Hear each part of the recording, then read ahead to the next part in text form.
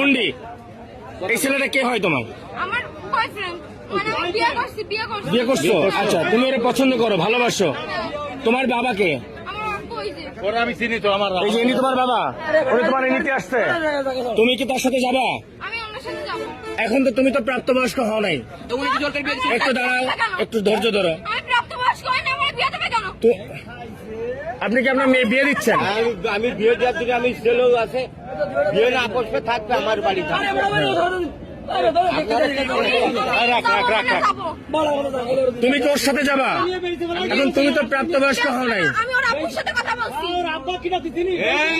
ও number আমি তুমি ওর কপালে সিঁদুর দেওয়া আছে।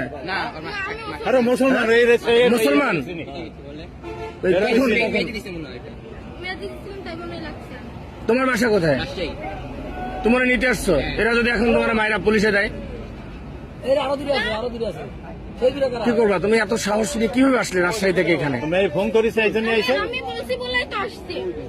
তুমি সাহস দিয়ে আনছো, এমনকি তুমি ওর সাথে যাবা? হ্যাঁ, যাবো। আর ও যদি তোমার একটা বিপদে ফেলে তাহলে কি হবে? কি করে বিপদে ফেলবে?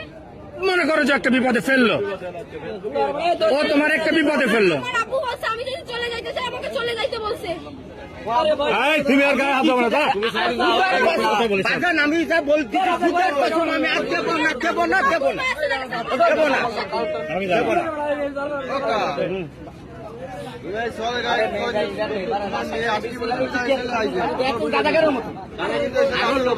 আরো লোক আছে, একটা গুরু হচ্ছে সামনে, একটা হিন্দু মেয়ে, এর গুরু আছে। আমি আপনাদের আমরা সেই মায়ের আমি আটকাইছি।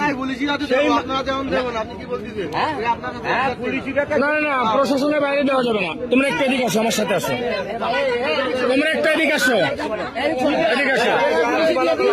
হ্যাঁ ভাই, এটা আমার একটু এদিকে আসো আমার সাথে। কেউ গায়ে হাত দেবে না, কেউ গায়ে হাত দেবে না, আমি তোমাকে বললাম। এদিকে আসো আমার সাথে, আসো, আসো। এদিকে আসো, এদিকে আসো।